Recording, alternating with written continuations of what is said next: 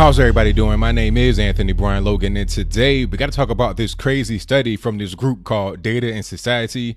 And I'll link to everything in the description box below if you want to check it out for yourself in a little bit more detail. But we're going to focus on this article that's right over my left-hand shoulder. You see the headline, Inside YouTube's Far-Right Radicalization Factory. Now, this is based on that particular study I mentioned from Data and Society. They put a bunch of YouTubers, I'm not included in it, but a lot of people I know and I'm cool with are in here. And before we even get into the article, which subhead reads, a new report reveals how an unofficial network of fringe channels is pulling YouTubers down the rabbit hole of extremism. The network is identified as the Alternative Influencers Network, and you're going to see some of the people that are in it. Now, you already see what kind of chart this is. You ever seen that meme of the guy that's in his basement looking all crazy with the eyes all bucked out? This is pretty much what's going on right here with these individuals over at Data and Society. You see some of the people. I mean, you're talking about Sargon of Akkad, Temple, some black guy, Lauren Southern, Destiny. I mean, a lot of these individuals are liberals. Dave Rubin. Dave Rubin is gay and he's married. And he calls himself a liberal. He is a classical liberal. He just happens to have a brain in his head. Blair White, this is a transgender person, also a liberal. Jordan Peterson is not even really political. I mean, that guy T is, in my opinion, a liberal as well. Most people on here are not even conservative, but yet these are the reactionary right, the people that are trying to radicalize your children. It does not make any sense. Candace Owens is on here. You know, a lot of these people are good people, and a lot of them are not even conservative at all. Bunty King, another good person. Paul Joseph Watson, Gavin McInnes, Andrew Klavan. Andrew Klavan is Jewish, and I think you have Andrew Klavan's people. Ben Shapiro's on here, another Jewish person. I mean, how are these people part of the reactionary right, white supremacy? Like, how do you go from like practicing yarmulke wearing Jewish person that is really more liberal than anything else to this picture of the Nazi swastika, the Confederate flag, all that kind of stuff? How do you go from there to there? Let's see if they explain in this particular article, shall we? And the article reads, YouTube is a ready-made radicalization network for the far right, a new study finds. Again, I didn't really see anybody that's on the far right in that list. I saw more liberals than anything else. So I want to see how they're going to make that bridge between those who I saw on that crazy little spiderweb list into the far right. The article continues.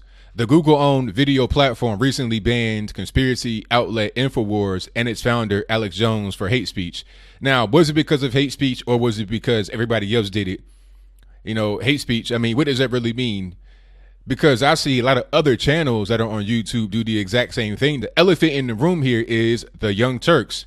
In my opinion, the Young Turks are the equivalent of InfoWars. It just happened to be on the left. InfoWars is more right-leaning, and the Young Turks is more left-leaning. InfoWars is to Fox News as the Young Turks is to CNN. It's the same thing. It's just different sides of the equation. But I continue. Another unofficial network of fringe channels is pulling YouTubers down the rabbit hole of extremism, said the Tuesday report from research group Data and Society. The study tracked 65 YouTubers, some of them openly alt-right or white nationalists, others who claim to be simply libertarians, most of whom have voiced anti-progressive views as they collaborated across YouTube channels. Pause right there. Now, who is in the alt-right and who is a white nationalist? I think some guys on there, maybe like Jared Taylor. I don't know if he was on there or not. What is the alt-right really? Because I'm hearing different definitions from different people. Some people want to lump everybody that is not a liberal and does not toe that liberal party line into being in the alt-right. And then they want to lump in racists and extremists into the alt-right with other people who really are more like liberals than anything else. All right. This study from Data and Society was very biased. I read it, or I skimmed through a lot of it, and the way they were describing people was totally against what they really stood for. And it was also kind of like it was describing them in a loaded way to where you're not able to really get a full and complete idea of who they are. You may look at a person like Dave Rubin and say he espouses anti-progressive views. Does he really? I mean, he's gay and he's married to a man.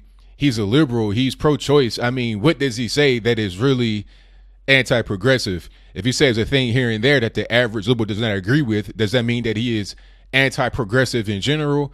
Or does it mean that his opinion is not exactly the same as yours? But let's keep going. The result the study found is an ecosystem in which a person searching for video game reviews can quickly find themselves watching a 4-hour conversation with white nationalist Richard Spencer. I mean, if I'm looking for Call of Duty ownage videos and then Richard Spencer pops up, why would I watch that if I'm not interested in it already? Becca Lewis, researcher behind the report, calls the group the Alternative Influence Network. Its members include racists. So now we're just calling people racist. You're not even really saying, or maybe they might be, maybe they could be. You're calling them racist.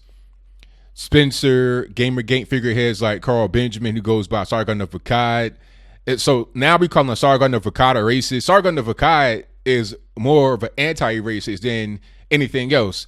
He's really a liberal, not even a conservative. So I don't understand how that goes, but let's keep going. Talk show hosts like Joe Rogan, who promotes guests from fringe ideologies. Not all people in the group express far-right political views themselves, but will platform guests who do.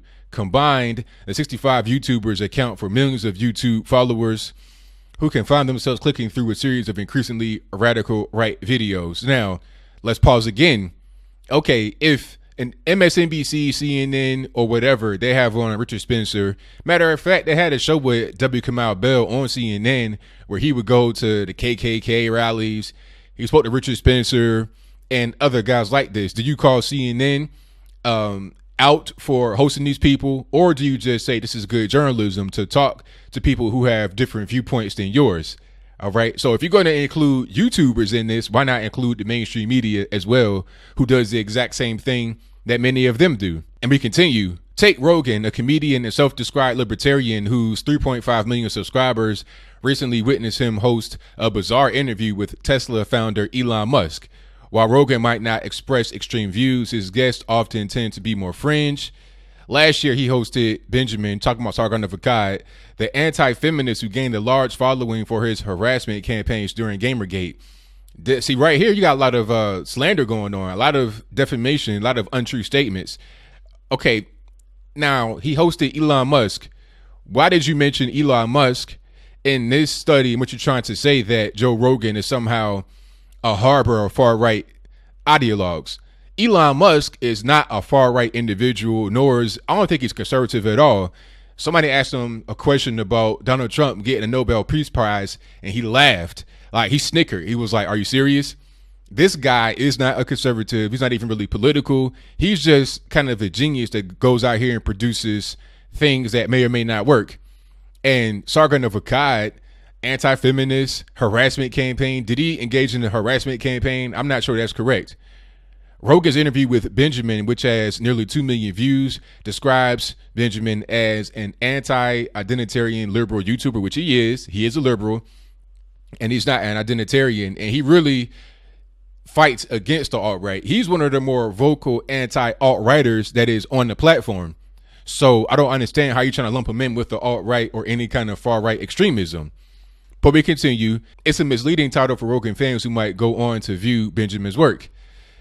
Benjamin, Sargon of Akkad, if you didn't know, in turn has also claimed to not support the alt-right. Like other less explicitly racist members of the network, he's hyped his, quote, not racist cred by promoting live stream debates, a favorite term in these circles with white supremacists. So I don't understand how you're trying to say that he is a racist by saying that he's not a racist and debating racists. I don't get it. So if you're trying to disprove the real racist here and you say that you're not a racist, how does that make you racist? This article and the study from Data and Society makes zero sense. All right. The best way for you to disprove somebody's point of view is to confront them face to face and talk about it. hammer it out, and then the people who are watching are able to see who wins and who loses. But I think what they're trying to say is, by even hosting these people, by even having the debate, that makes you a racist. But not CNN or anybody else, not the Young Turks who keep talking about these people, not them. No, not these people that YouTube and other mainstream media, big money people prop up as the standard, not them, but the small guys who do the same thing the big guys do. We're all of a sudden the bad guys and the racists. But we continue. But the line between quote unquote debate and collaboration can be indistinct, as Lewis noted in her study. She pointed to one such debate between Benjamin and Spencer, which was moderated by white nationalist creep. Creep. So now we're just doing name calling. Jean-Francois Garipay, and which briefly became the world's top trending live video on YouTube with more than 10,000 live viewers. I don't understand how that's a problem, because if the point of Sargon of Akkad is to debunk white supremacy, racism, and stuff like that, to make them look like idiots, what better way than to have a very public platform which to do so? If you have very strong points of view and you're able to combat the other side, to me, that's working in your favor, leftists, because this article, Daily Beast, and the person who wrote the original study on data and society, these are liberals who want their point of view to be the main thing. That's all that it is. In his video with Richard Spencer, Benjamin was presumably debating against scientific racism, a stance he frequently echoes. Lewis wrote in her study, however, by participating in a debate, he was building a shared audience and thus a symbiotic relationship with white nationalists. In fact, Benjamin has become a frequent guest on channels that host such debates, which often function as group entertainment as much as genuine disagreements. I mean, how was it any different than CNN, MSNBC, CNN, Fox? How was it any different? It's the same exact thing. Why get on him for doing that? And what is scientific racism? If a person quotes facts, or at least things that we can observe in science, as part of a debate, or he's trying to bring them up to debunk them, how is it racist? Like, not everything in science is 100% certain. It's a study of the life that's around you. But you can look at certain things and draw conclusions, and they can be backed up by evidence or circumstantial evidence or whatever. It's not racism to look at and study these things. If you're going to say there's a thing called scientific racism, then science itself has to be racist, because there are certain things that you may not like that go against your particular racial group. But I'm getting off of the point here. Let's get back to the article. Debates are often better measures of rhetorical skill than they are of an idea's merits. A well-spoken idiot might stand a good chance against a shy expert in a televised argument. When they disagreed during a 4-hour live stream, Spencer, a more practiced speaker, mopped the floor with Benjamin. So you say that he won. So you, the anti-racist, the liberal, you're saying that the white supremacist, the racist, the big bad meanie, he won? Is that what you're saying? So, I mean, why do you think he won? If you did not agree with his point of view, you would not say that. I mean, it's all about who's giving the most convincing argument. And just because somebody speaks well does not mean their argument is convincing. The debate earned Spencer new followers, some of whom appear to have been lured in by the other YouTubers' thinly disguised bigotry. Quote, I've never really listened to Spencer speak before, unquote, one commenter wrote. Quote, but it is immediately apparent that he's on a whole different level. And Benjamin has been willing to collaborate with further right, far right YouTubers when the circumstances benefited him. Well, how do you know if it benefited him or not? I mean, I really don't get it. In many ways, we do have similar objectives, he told the openly racist YouTuber Millennial Woes in one video cited in the study. One thing I want to say about this article and the study is that they don't give evidence to prove somebody is what they say they are. You could say somebody is anti-feminist. You could say that they are engaged in harassment campaigns. You could say that they're racist with no evidence to back it up. You just put it out there and people believe it. See, aren't you doing the exact same thing that you're accusing these channels of doing? You're radicalizing people by making them think that these individuals are racist without any evidence to prove. You're giving your point of view as a fact. And that's not something that makes a whole lot of sense if you're trying to speak against that. But we continue. We have the same enemies, right? I mean, you guys hate the SJWs. I hate the SJWs. I want to see the complete destruction of social justice. If the far right took the place of the SJWs, I would have a lot less to fear. So he's not saying that the far right is good. He was just saying that the SJWs, that is social justice warriors, are worse. And I think everybody agrees with that. I mean, you don't see the far right out here destroying cities, throwing bottles, Molotov cocktails, shooting the police. You don't see the far right doing that. You see the SJWs doing that. Who is Antifa comprised of? Who is Black Lives Matter comprised of? When you see the so-called far right, it might be like 10 guys. Everybody want to point to Charlottesville, but that was just one isolated incident. You're not looking at the constant violence that comes from the SJW, the Antifa, the far left. That's a constant, all the time thing. It's not as much on the far right. That is a fact that you can just look up and see for yourself. Back to the article. Some of the more mainstream conservatives or libertarians are able to have it both ways, Lewis told the Daily Beast on Tuesday. They can reject the alt-right, but at the same time, there's a lot of nudging and winking. Okay, whatever that means. Her report cited other instances of this phenomenon, including self-identified classical liberal YouTuber Dave Rubin, who promotes anti-progressive views in his talk show, where he hosts more extreme personalities, ostensibly for debate. But the debates can skew friendly. The study pointed to a conversation in which Rubin allowed far-right YouTuber Stefan Molyneux to make junk science claims unchecked. A description for the video encouraged viewers to do their own research, but provided links to Molyneux's own content. But let's pause right here. Okay, anti-progressive views, what do you mean? Like I said before, Dave Rubin, he's gay and he's married to a man. He is pro-choice. He is a liberal, more than most liberals are liberal. You understand what I mean? Which is why he says he's a classical liberal. Now, what junk science did Molyneux put out there that went unchecked? And why is it Rubin's job to do what you think he should do? You think, whoever's writing this article and maybe Data in Society, you think that Rubin should check Molyneux and what he said, but you're not even telling us what he said that was junk science. And what does it even mean? What is junk science according to you? See, this article and the report is so full of holes. You're talking like Swiss cheese. I mean, come on. Back to the article. Quote, it gives a generally unchallenged platform for that white nationalists and their ideas, Lewis said on Tuesday. YouTube's algorithms can sometimes reward fringe content. Researcher Zainab Tufekci previously highlighted the phenomenon, which noted that after she watched footage of Donald Trump rallies, YouTube began recommending increasingly radical series of white supremacist and conspiracy videos. Can we get some evidence of these so-called white supremacist and conspiracy videos? Or you're just going to float it out there? You could be talking about some black guy and including him as far as being a white supremacist and conspiracy, although he is obviously not anything close to that. Lewis said YouTubers have learned to leverage the site's algorithms, front-loading their videos with terms like liberal and intersectional in a bid to hijack search results that will typically be dominated by the left. I've never seen that. That's not really true. You can't really do that. That's actually against the terms of service. So if YouTube catches you doing that by putting hashtags in your content that do not relate to the content, that can be grounds for termination of your account, or you may get deranked. Like, it doesn't even really work. Furthermore, maybe the people that you're calling far right and extremists actually do have liberal content in their videos.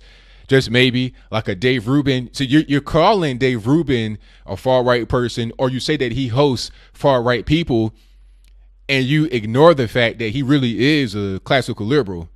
Okay, he's a Jewish gay man, married, believes in pro-choice. I mean, come on. It wasn't even until recently did he believe that the whole Black Lives Matter kerfuffle was not real.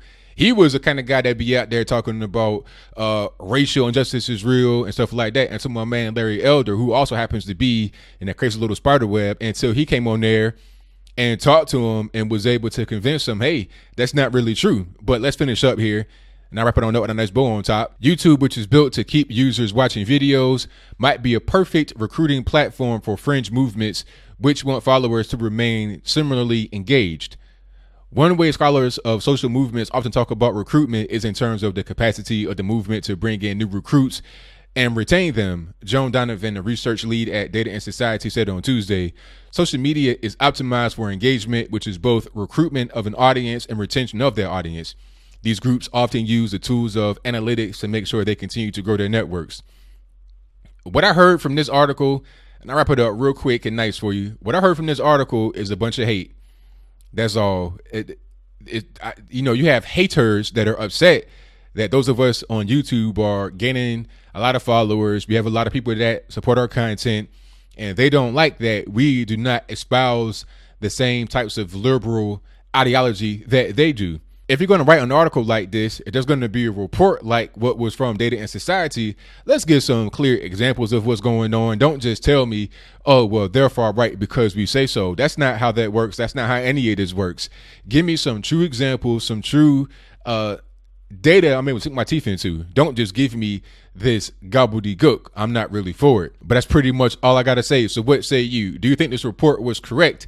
That there is a far-right radicalization factory on YouTube. People like Sargon of Akkad, Dave Rubin, Larry Elder, Roman Millennial, some black guy. Are these people just far-right extremists trying to indoctrinate your children into having them become some kind of white supremacist, white nationalist, a Nazi? Or do you think that this report is full of jealousy, it's full of hatred, it's full of slander, libel, untruth, defamation?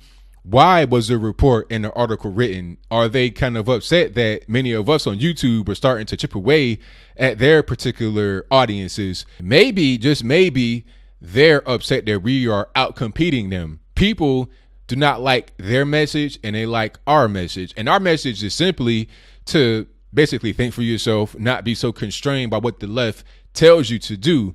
Many of us are centrists. I think I'm a centrist. I think I'm a center right kind of person. And a lot of the other people are more like liberals, but they're sensible liberals, not radical liberals, which in my opinion are like the lady here, Kelly, and the other lady that wrote the report on Data and Society. But whatever your comments are, please let me know in the comments below. And that's all I got to say for this video. If you like what you heard, please comment, rate, share, and subscribe. Peace.